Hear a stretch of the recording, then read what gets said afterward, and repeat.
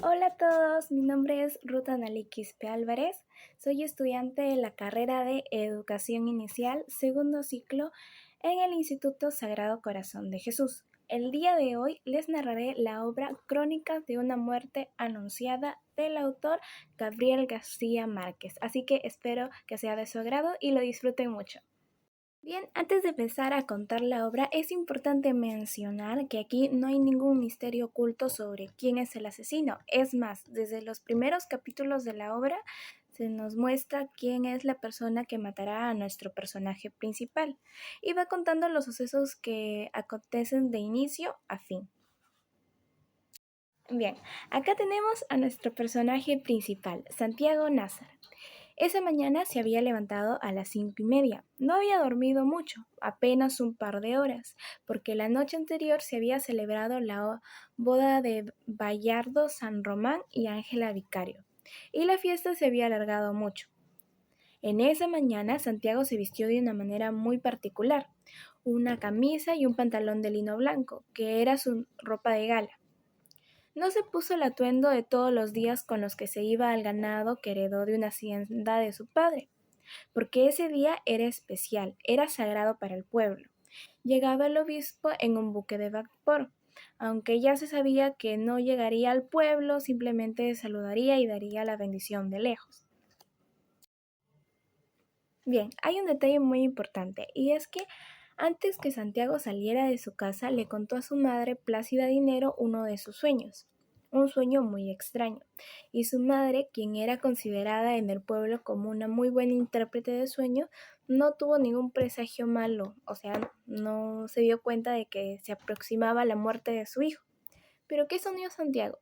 Santiago soñó que caminaba por un bosque bajo una llovizna y que por un momento se sintió feliz, pero al despertar se vio sorprendido porque se sintió salpicado por cagada de pájaros, que no fue nada agradable. Su madre interpretó los árboles y los pájaros, pero no le vio nada de malo. Es más, dijo que soñar con árboles era algo bueno. Bien. Después de eso, Santiago fue a la cocina a desayunar. En la cocina se encontraba Victoria Guzmán, que era la cocinera, y Divina Flor, su hija. El ambiente en la cocina era muy tenso y había una que otra discusiones entre Victoria y Santiago. Victoria se encontraba destripando conejos y junto a ella estaba Divina Flor. Divina Flor se acercó a servirle un chorro de alcohol a Santiago para ganarle a la resaca. Y en eso Santiago comenzó a agarrarle de la muñeca a Divina Flor, lo que provocó que Victoria Guzmán se molestara demasiado y agarrara el cuchillo ensangrentado para hacerle una pequeña amenaza, diciendo que soltara a Divina Flor y que de esa agua no bebería mientras ella esté viva.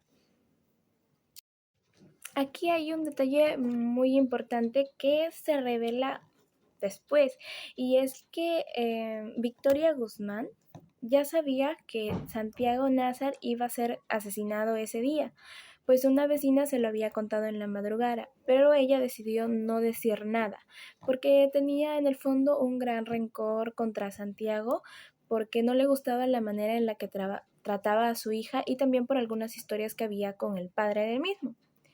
Y Divina Flor tampoco dijo nada porque en ese momento ella era una niña. Y estos son detalles que se descubren ya pasado un buen tiempo de la muerte de Santiago. Ahora sí, sabemos que en la historia querían matar a Santiago, que la cocinera y Divina Flor, que era su hija, ya sabían que lo iban a matar, que incluso en los sueños se veía que iba a ser asesinado a pesar de que su madre no tuvo ningún presagio. Y la verdad es que en la mayoría de la obra casi todos los personajes sabían que Santiago iba a morir, pero ninguno se molestó en comunicarle porque, bueno, era como que todos lo sabían, pero a la vez no hacían nada. Pero, ¿por qué querían matar a Santiago? Es la pregunta. Bueno, para poder entender esto, vamos a retroceder un poco al pasado. Hace un tiempo atrás había llegado Bayardo San Román en un buque de línea. Él era un tipo muy extraño, pero muy rico. Tenía ojos que enamoraban a todas las mujeres, era bien vestido, con chalecos de seda, anillos de oro. Era un hombre perfecto para la sociedad. Sabía de ingeniería, sabía algo de medicina, era capaz de ganarle a muchas personas en natación y además era muy bueno tomando alcohol. Y tenía un porte militar. Un día Bayardo caminaba por la plaza y vio a Ángela Vicario cruzar con su madre. Y fue en ese momento en que dijo que se casaría con ella, así sin conocerla. Pero ¿qué pensaba Ángela de todo esto? Bueno, y es que a Ángela no le caía bien Bayardo. De hecho, lo odiaba. Le parecía un hombre muy presumido. Y es que Ángela venía de una familia humilde y el estilo de crianza había sido muy distinto. Le habían enseñado a obedecer, a bordar, a coser. En cambio, Bayardo había sido criado de una manera muy distinta, puesto que era una persona muy rica. Sin embargo, esto no le importó, así que igual siguió insistiendo y compró a la familia con regalos muy caros hasta que pues terminó, bueno, casándose con ella. Hay un detalle también muy importante y es que hubo un asunto cuando se elegía la casa donde vivirían. Había una casa que quedaba en una colina y le pertenecía a un viudo. Em, pero el viudo no quería vender la casa porque tenía muchos recuerdos y había bastante valor emocional en ella. Pero Yardo no le importó mucho, así que le ofreció una fortuna de dinero para que le diera la casa, a lo que el viudo no aceptó.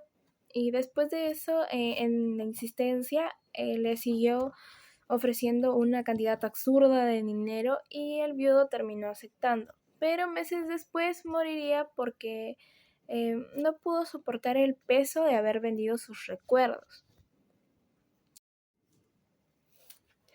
Bien, con la casa comprada y la familia de alguna manera también se celebró la boda. Era la boda más grande, con una fiesta increíble.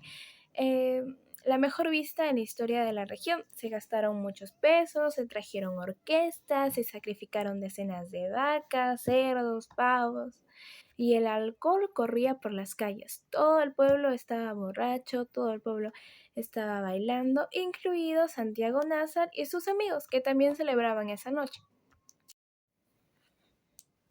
Muy bien, al terminar la fiesta, ya en la madrugada, Bayardo San Román y Ángela Vicario se dirigían a su casa en la colina. Pero la felicidad no duró mucho porque a las 2 de la mañana, en su habitación, Bayardo descubrió el secreto que Ángela guardaba y es que ella no era virgen. Y esto para la época era una tragedia, pero no armó escándalo y tuvo una furia silenciosa, con el orgullo herido, claro está. Así que lo que hizo fue vestir a Ángela y regresarla a su madre, Pura Vicario. Le agradeció, pero le dijo que le devolvía a su hija y luego se fue en la noche. Bien. Al cerrarse la puerta, Pura Vicario ya sabía de qué se trataba, ya sabía qué significaba que te devuelvan a tu hija de noche justamente el día de la boda. Así que lo único que hizo fue mirar a Ángela y como sabía perfectamente de lo que se trataba, agarró un látigo y le dio una paliza que jamás iba a olvidar. La golpeó tanto que había quedado con la cara desfigurada y algo ensangrentada. Pero Ángela no lloraba, es más, sentía que se había quitado un peso de encima. A la mañana habían llegado sus dos hermanos, Pedro y Pablo Vicario, quienes eran unos hombres muy rudos, y al ver a su hermana en esa situación, lo único que preguntaron es quién fue, porque de alguna manera ellos buscaban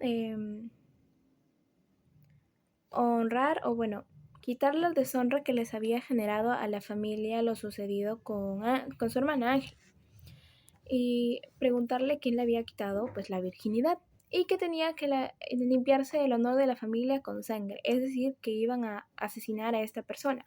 Y entonces Ángela, como estaba mareada y en su mente aparecieron muchos nombres de personas del pueblo, decidió decir uno de una persona rica a la que ella creía que sus hermanos no se atreverían a decir nada.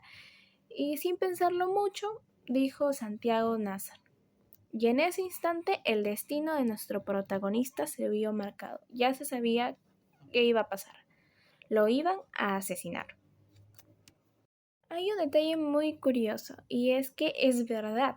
Los hermanos iban a matar a Santiago, fueron a la carnicería, consiguieron los cuchillos, pero ellos no querían hacerlo, no querían cometer un asesinato. Dentro de su corazón era algo que de hecho los aterrorizaba, pero sentían que por la sociedad misma y por la presión tenían que hacerlo. Es por eso que mientras más se iba a llevar a cabo su plan, más lo anunciaban, se encargaban de que la gente lo supiera, de que hubiera pistas, de que hubiera cartas, de que hubiera alguien que por ahí le avisara y de alguna manera a ellos les impidiera pues cometer el asesinato, porque era una horrible obligación.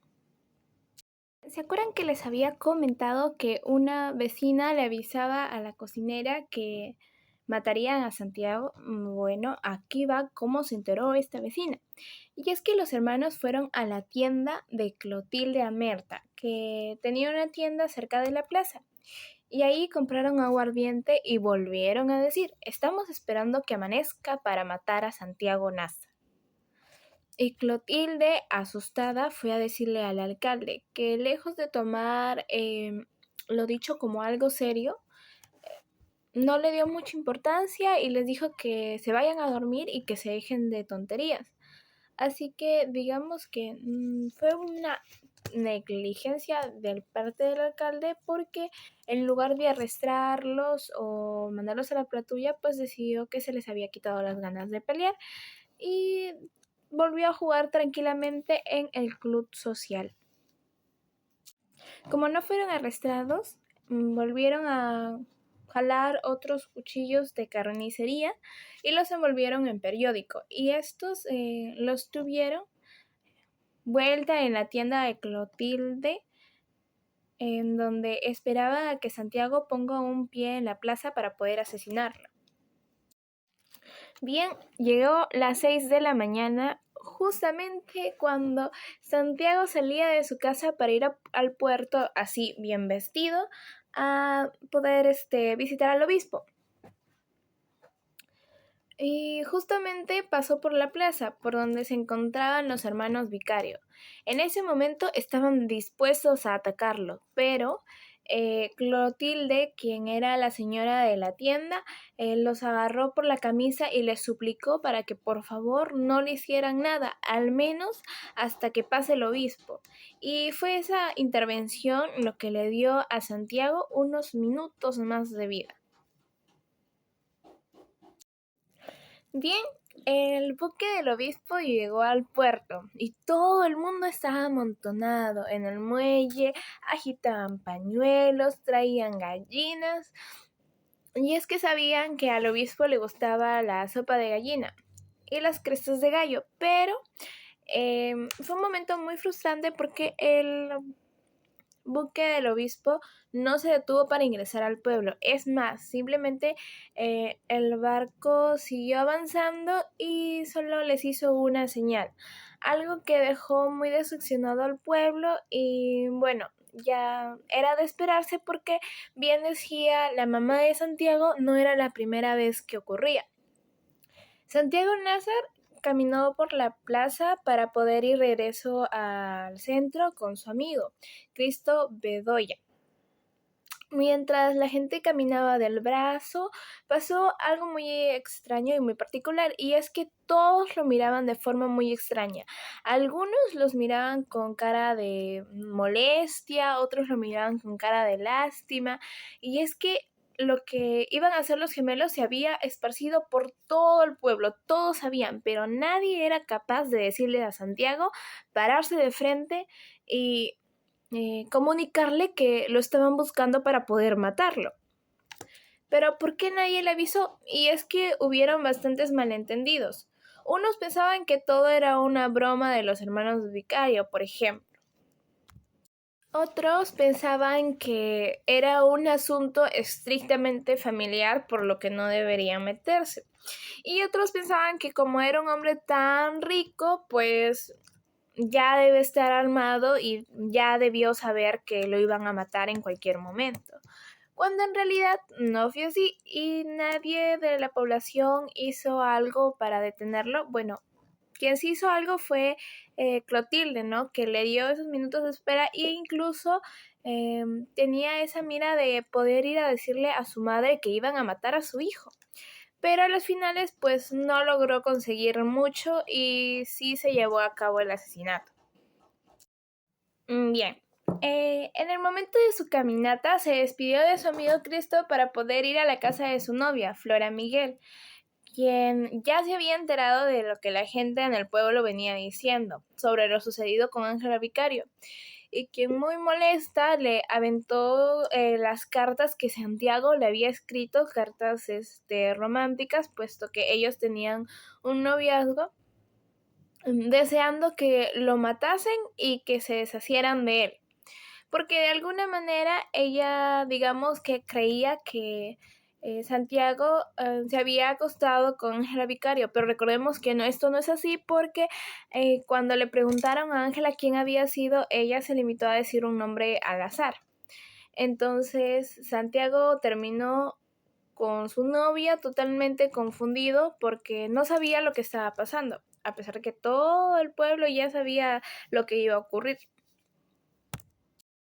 Ahora sí, en ese momento el padre de Flora Miguel le dice a Santiago que corra porque los hermanos Vicario lo estaban esperando para poder matarlos y que estaban con unos cuchillos en la plaza. Entonces Santiago entró en estado de shock absoluto porque no sabía lo que estaba pasando y perdió totalmente el sentido de la orientación. No se sabía si quedarse dentro de la casa de su novia o salir. Así que como estaba sin saber qué hacer, decidió correr hacia su casa donde supuestamente iba a estar más seguro, muy alterado y loco. Entonces, fue camino a su casa, pero por su casa Divina Flor ya veía que los hermanos venían persiguiendo a Santiago con unos cuchillos a mucha velocidad.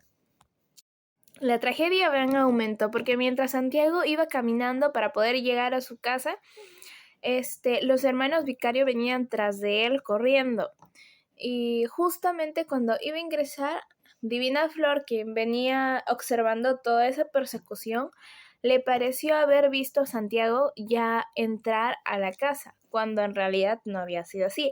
Así que fue a decirle a Plácida Dinero, la madre de Santiago, que sus gemelos lo estaban persiguiendo para asesinarlos, pero que Santiago ya había ingresado. Entonces Plácida Dinero, asustada y confundida, cerró la puerta principal de madera y miró a la plaza por una rendija. Y efectivamente vio a los gemelos corriendo con cuchillos, pero no vio a Santiago, porque supuestamente Santiago ya había ingresado. ¿Y dónde estaba Santiago? Santiago estaba caminando por un pasillo que estaba muy pegado a la pared y cerca a un ángulo de la ventana. Es por eso que no lo vieron cuando él no había ingresado todavía a la casa. Al segundo después, Santiago Nazar llegó a la puerta de su casa y suplicó con toda su alma, gritando que por favor le abrieran la puerta. Pero la puerta estaba trancada con una madera y nadie escuchó los gritos que venían desde la plaza, así que fue alcanzado y apuñalado por los hermanos Vicarios, quienes levantaron el primer cuchillo y lo apuñalaron por el costado. Santiago dio un grito muy fuerte que se escuchó por todo el vecindario. No fue capaz de defenderse bien con las manos, a pesar de que sí lo hizo, y es que los hermanos al tener los cuchillos lo apuñalaban una y otra vez, y las puñaladas eran tan fuertes que atravesaban el cuerpo de Santiago contra la madera, dejando unas marcas muy profundas. Una imagen muy tenebrosa fue que a Santiago le habían dado tantas puñaladas que incluso sus intestinos habían comenzado a salirse y había tratado de recogerlos con sus manos. Y entonces mirando al cielo trató de acomodar su vientre para que no se cayera al piso. Y así comenzó a caminar. Y no entró por la puerta principal porque seguía cerrada. Más bien rodeó la casa y atravesó los jardines de unos vecinos que los miraban aterrorizados por las ventanas. Y entonces así pudo entrar por la puerta trasera de la cocina, donde su tía lo vio entrar. Santiago miró con una sonrisa muy tranquila. Ya sabía qué es lo que le esperaba. Miró a su tía, quien lo observaba aterrorizada, y le dijo: «Me mataron, niña Wendy». Caminó 3 pasos más hacia la cocina, tropezó con un cable y una lámpara y cayó boca abajo en la tierra. Y allí, finalmente, murió.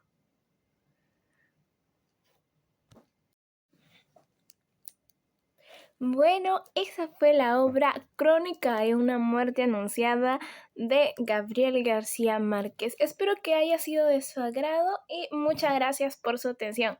Conmigo será hasta una próxima oportunidad. ¡Nos vemos!